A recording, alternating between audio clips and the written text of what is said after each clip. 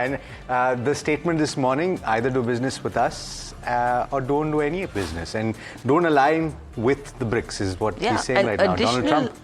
Additional 10% tariff to any country that allies with BRICS. And we were expecting that the deal is delayed in terms of the deadline.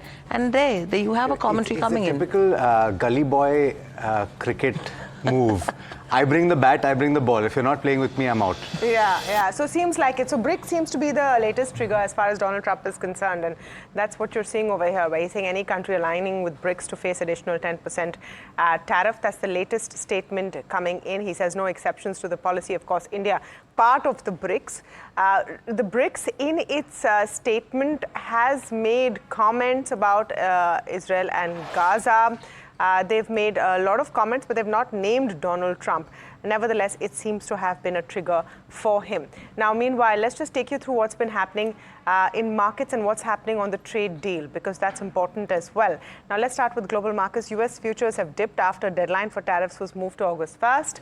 They were, of course, closed for the July 4th holiday, but you saw the futures take a bit of a tumble. There you have it, all in the red. Now, OPEC Plus has agreed to a larger than expected production hike, so that's important. Production to increase by 5,48,000 barrels per day in August versus expectations of 4,11,000 barrels. So quite a jump there, or nearly 30% from what was expected earlier. Brent fell nearly 1% post the OPEC Plus meet. Brent is hovering around $67.5 a barrel. Let's look at Asian markets very quickly and look at what's happening there. All in the red this morning as that cloud over the trade deal it continues, and we have our sources telling us about that as well. In fact, we'll get Rishabh on it in just a bit to give you a sense of what's happening in that trade deal. But meanwhile, the implied open for India is what we should quickly pull up and tell you how it's setting up there, 11 points in the red. So no major reactions coming in. In other news, guys, there's a new political party that Elon Musk has announced on social media called the America Party. It promises a middle ground between Republicans and Democrats, and important because Musk was the money bags in the 2024 election, and he now wants to lay claim.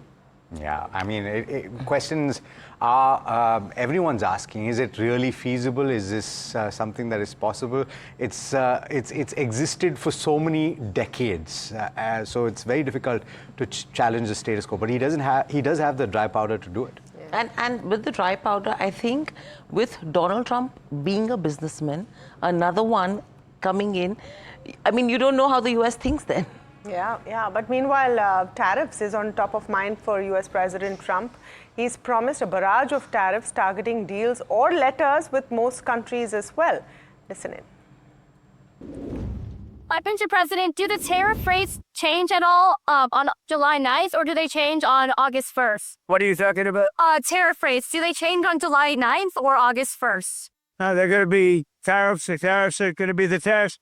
I think we'll have most countries done by July 9th, yeah. Either a letter or a deal. But they go into effect on August 1st. Tariffs go into effect August 1st, but the president is setting the rates and the deals right now.